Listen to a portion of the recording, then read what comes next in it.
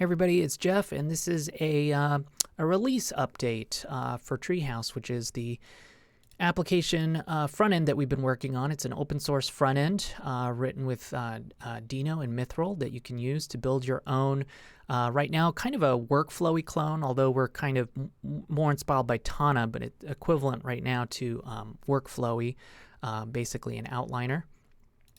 And we did our first release a couple weeks ago, and now we have a follow-up release, which is basically a couple of refinements, obviously a bunch of bug fixes and enhancements. But one of the big bugs that we fixed was with our GitHub backend. So here I am logged in, and you can use the demo if you go to treehouse.sh demo. You can go to the website, hit try the demo. And initially it'll be in a local store-based backend, but if you go to the menu, you can then log in with GitHub, and it will create a repository to store all your state, and you can just use our demo as an app to just kind of try this thing out.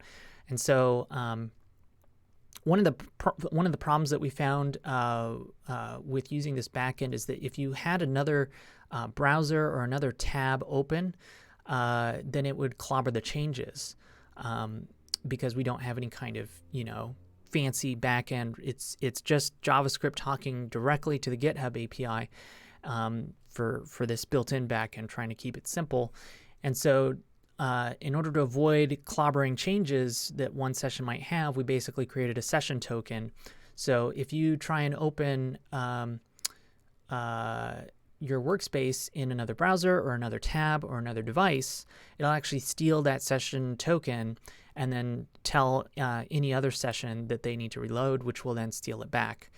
And this is a real simple implementation, obviously, because we don't want it. We don't have a backend to do anything complex. The constraint of this backend is that we just use the GitHub API. So the way we do this is with a little file here called Treehouse lock. And basically, any session will steal the lock, and any existing sessions, when they notice that from polling that file, that they need to be reloaded if they want to continue changes. So that helps a lot. The other thing that you might have noticed is that we have a new kind of look and feel. You might also have noticed that we support emojis now. Before they were breaking the system, but we support emojis now. And it also looks different, hopefully better. We've got a new typography and layout here. But what's interesting is it's the start of using our CSS design system. And, I love using things like Tailwind CSS for prototyping. What people don't realize is that Tailwind is actually a kind of a pre-made design system.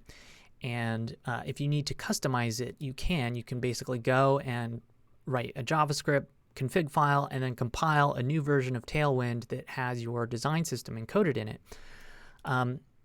I'm trying to avoid using JavaScript and NPM and Node.js based tooling, so none of that would work. I'm also really excited about CSS custom properties, or CSS variables, which are native. You don't need any kind of preprocessor or anything. And so this is introduced frameworks like Pollen that are very similar to Tailwind, except instead of creating classes, they create CSS custom variables, which you can then use to create classes or even use in inline styles and stuff like that. So it's pretty cool. But again, Pollen also has this kind of config-based thing. And ultimately what it produces is not that complicated if you look at the CDN version of this. So our approach is just to create our own CSS. And what's really great about this is that we can just keep this in here. If we need to change our design system, we can just change these variables here, and it'll kind of ripple out through the rest of the any of our CSS based on those and stuff like that. So the app and on our website is now starting to use this design system. And this also means that you can, because these are custom properties or variables, you can overwrite these with basically just including a CSS. So you can create new themes or implement your own design system. And this is just the beginning, but it's all pretty excited. You'll notice we also just kind of re-implement some of the Tailwind utility classes that we end up using. We have some of our own. But yeah, this is the beginning of the Treehouse CSS design system, which is pretty cool. other than that, we basically have documentation. So we've got now a full section of the website that has stuff to get you started and to customizing the front end. We've got a user guide if you're trying to understand what it's like to use the thing as a user using the demo. But most importantly, we have the developer guide, which talks about the architecture and the data model and all of that good stuff. So all of that's now on the website. There's also a blog. So previously I was posting blog posts to my personal blog. Now Treehouse has its own. We can post releases there as well. And there isn't an RSS feed yet, but there will be soon.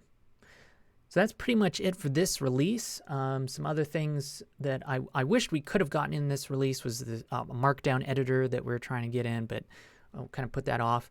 And the exciting thing is that now that we have this kind of like workflowy clone, we can start getting into some of the cool features. And, you know, I started this saying that this is a kind of Tana style front end. And although it's like UI is modeled after Tana, the functionality is also modeled after Tana. And Tana which is in early access, has some cool stuff where you can start defining schemas and have search nodes and some really cool stuff that makes it more of a real kind of like no-code Notion-like tool. And that's kind of the stuff that we're looking at adding next. So pretty excited, but what we have is a great foundation.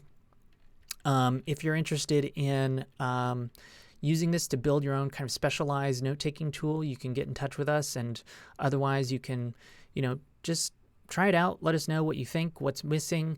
You can also subscribe to our mailing list to get updates. But yeah, that's it. Thanks for watching.